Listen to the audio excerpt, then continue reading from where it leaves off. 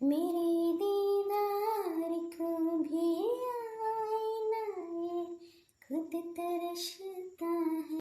चलो, खाना तो मेरा बन गया, अब मैं दूसरा काम कर लेती हूँ। अरे सीमा, हाँ बताइए, क्या हुआ? वो भैया भाभी आ रहे हैं, उनके लिए खाना बना लेना। क्या भैया भाभी के पास फोन नहीं है क्या? मेरा सारा काम फिनिश हो गया। मैं सोच रही थी कुछ दूसरा काम कर लूं, और आप कह रहे हैं कि खाना बना लूं। अब मैं फिर से खाना बनाऊं? अरे तुम भैया भाभी के लिए इतना भी नहीं कर सकती हो? मैंने खाना बनाने के लिए मना नहीं किया है। अगर वो मुझे पहले बता देते तो मैं साथ में ही खाना बना लेती। आपको पता है ना कि एक हफ्ते में मुझे संडे ही तो मिलता है, उसमें मैं भी पूरे दिन बिजी रहूं। पूरे हफ्ते तो मुझे दौड़ भाग करते ही निकल जाता है, आज संडे को ही तो टाइम मिलता है थोड़ा सा। भैया भाभी को खाना बनाने में तुम्हें तकलीफ हो रही है क्या? नहीं राहुल जी, आप गलत समझ रहे हैं, मैं वो नहीं कह रही। अच्छा ठीक है, बेकार में बहस करने से क्या फायदा, मैं अभी खाना बना देती हूँ। सुनिए राहुल जी, मैं क्या सोच रही थी कि छुट्टियां अभी कुछ दिन की बाकी हैं, तो कहीं हम लोग घूमने चलते हैं। ठीक है सीमा, पैसे निकाल दो, मैं कल ही टिकट बुक कर देता हूँ। क्या कहा आपने कि मैं पैसे निकालूं? अरे आपको पता नहीं कि मेरा जितना पैसा आता है सारा इस घर खर्च में लग जाता है, और आप बोल रहे हैं कि पैसे निकालो। अच्छा सीमा, जब तुम्हारे पास पैसे ही नहीं है तो घूमने फिरने की तुम बात ही क्यों कर रही हो? अरे तो आपके पास है ना पैसे, आपकी सैलरी कहाँ जाती है? मेरे तो पता है आपको कि मेरे घर खर्च में लग जाते हैं। अरे मेरे पास कोई रुपए नहीं है। क्या तुम्हारी सैलरी कहाँ जाती है? मैं तुम्हारी सैलरी का 1 रुपया नहीं जानती हूँ, और मैं अपनी सैलरी का तो 1 रुपया अपने ऊपर खर्च भी नहीं करती हूँ। वो क्या है सीमा, पिछले हफ्ते भाभी मुझसे पैसे मांग रही थी तो मैंने भाभी को दे दिए। अपने पति की ये बात सुनकर मानसी को तो देख कर लगता है कि जैसे उसके तन बदन से आग निकल रही हो।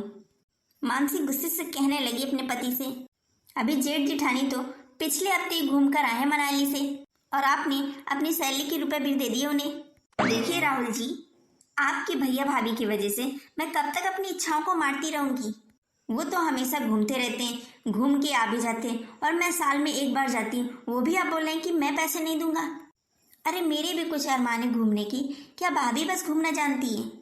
मैं स्कूल भी जाऊं और घर का काम भी देखूं, सारा मैं ही देखती हूँ, और वो क्या है कि घूमती ही रहती हैं।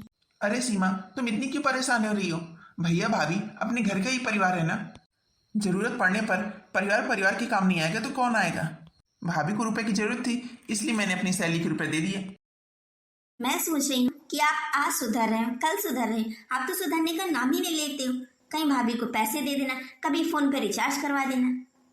भैया भाभी आपसे पैसे मांगकर सारे शौक पूरे करते हैं, कभी कार में घूम रहे, कभी कार में ले रहे हैं, कहीं यहाँ पार्टी में जा रहे हैं, कहीं वहाँ जा रहे हैं।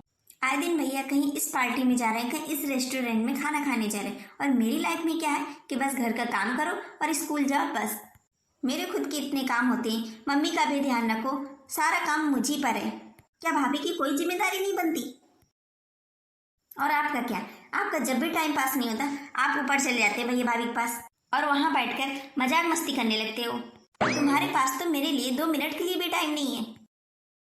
पूरी जिंदगी भैया भाभी की सेवा में लगे रहना, पूरे टाइम बस भैया भाभी के शौक पूरे करते रहिएगा। खुद की सैलरी का 1 रुपया नहीं बचाते, और मेरी सैलरी भी पूरी लग जाती है। देखो सीमा, तुम थोड़ा धीरे बोलो, राई का पहाड़ मत बनाओ। देखिए राहुल जी, मुझे भी तमाशा करने का कोई शौक नहीं है। अरे मुझे तो भविष्य की चिंता होती है कि कब तक आप इसी तरह भैया भाभी की चमचागिरी में लगे रहेंगे। हमारे भी आगे बच्चे बड़े होंगे, उनका खर्च होगा, ये तो आप सोचते ही नहीं। देखो सीमा, बहुत हो गया। परिवार परिवार के काम नहीं आएगा तो किसके काम आएगा? उनको जरूरत थी, मैंने दे दिया। मैं भाभी के ऊपर खर्च करूं या भैया के ऊपर, इससे तुम्हें कोई लेना देना नहीं है। वो मेरे भैया भाभी हैं, वो मेरे लिए तुमसे बढ़कर है, समझी? मानसी बहुत गुस्से में होती है, और राहुल चला जाता है अपने भैया भाभी के पास। बात ही बात में इन्होंने इतनी बड़ी बात कह दी। इनका भैया भाभी परिवार है तो मैं क्या हूँ? क्या मैं इनका परिवार नहीं हूँ? क्या मैं इनकी कोई मायने नहीं रखती हूँ? अगर ऐसी बात है तो मैं घर से चली जा रही हूँ, सारा घर वैसे भी मैं ही चला रही हूँ। अगर मैं चाहती तो मैं भी अपनी सैलरी के सारे रुपए से खर्च कर सकती हूँ, शौक पूरे कर सकती हूँ। मुझे तो इनको सबक सिखा के ही रहना है। देखिए राहुल जी, आप अपनी सैलरी बचाना शुरू कीजिए, वो हमारे भविष्य में बहुत काम आएगी। अगर आपने ऐसा नहीं किया तो मैं घर छोड़ के चली जाऊंगी। जहाँ जाना है चली जाओ, मेरे लिए मेरा परिवार काफी है। देखो राहुल जी, अभी आपको जिंदगी की सच्चाई नहीं पता है, तभी आप ऐसा कह रहे हो। परिवार के साथ रहना और खुशियों की पल बिताना बहुत बड़ी बात होती है, लेकिन इसका मतलब ये नहीं है कि आप परिवार की वजह से अपनी पत्नी को ही छोड़ दें। ठीक है, अगर तुम अपने परिवार के साथ खुश रह लोगे तो मैं जा रही हूँ। अगर तुम्हें अपनी गलती का एहसास हो तो फ़ोन कर देना। अगर आपको लगता है कि आप भैया भाभी के साथ रह सकते हो तो ठीक है, आप कुछ दिन रह के देख लो, फिर आपको पता चलेगा, फिर तुम्हें सच्चाई पता चल जाएगी।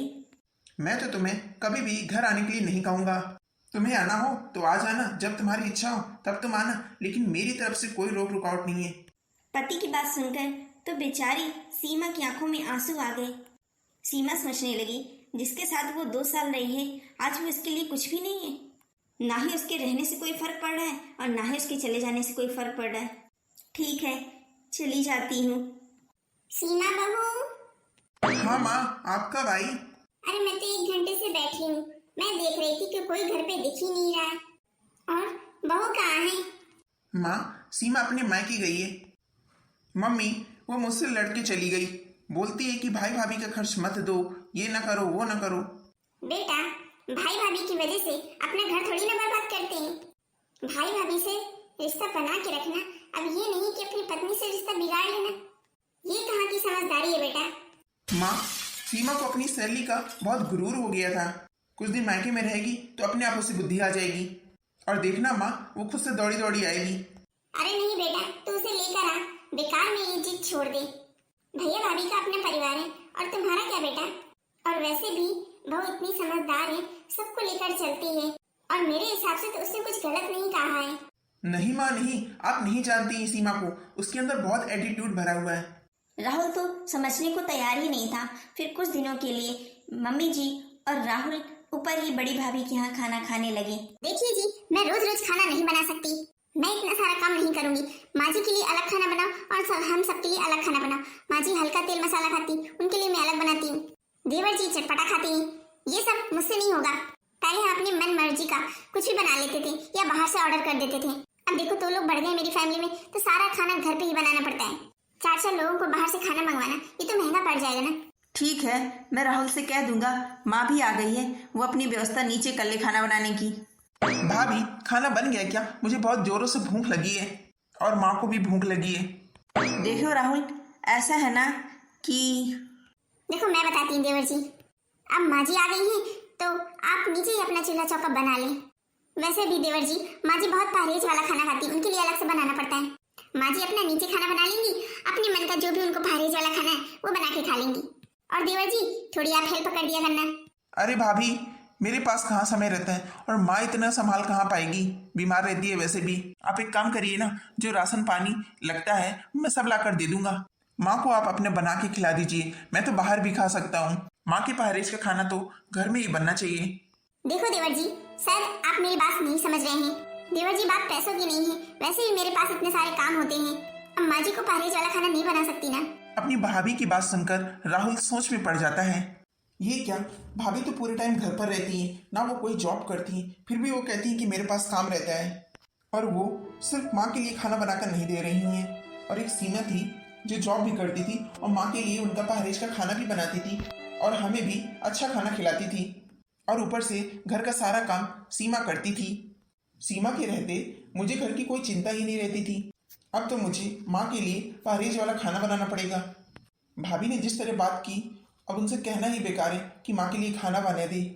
आज राहुल को अपनी भाभी की बात सुनकर बहुत झटका लगा, लेकिन उसने किसी से कुछ नहीं कहा। अब राहुल को पता चल रहा है कि सीमा के ना होने से उसे कितनी दिक्कत हो रही है। घर के इतने सारे खर्च, बिजली बिल, गैस का, घर का राशन भी उसे ही लाना, और तो और उसे माँ के लिए अब हेल्थ वाला खाना भी बनाना पड़ेगा। अरे देवर जी, आप ऑफिस जा रहे हो?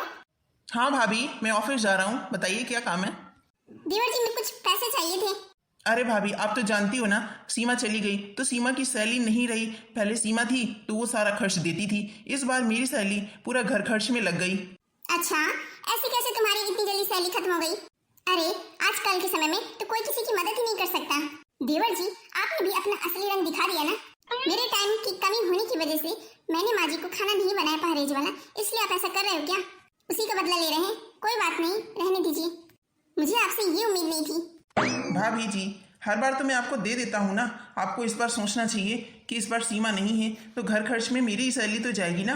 भाभी जी, इस बार आप ऐसा करिए कि मुझे कुछ पैसे दे दीजिए। क्या कहा आपने? आप मुझसे पैसे मांग रहे हो? जब होंगे तब दे दूंगी, अभी तो मैं आपसे खुद पैसे मांगने आई हूँ। भाभी की बातों में राहुल को बहुत बुरा लगा। उसे अब ऐसा लग रहा था कि यहाँ से मैं कितनी जल्दी चला जाऊं। मैंने भैया भाभी की हर समय मदद की, कभी अपने पैसे बचाने का सोचा भी नहीं। सीमा शायद ठीक कहती थी, हमारे रुपए से पूरे शौक पूरे करके अपने पैसे बचाते थे भैया भाभी।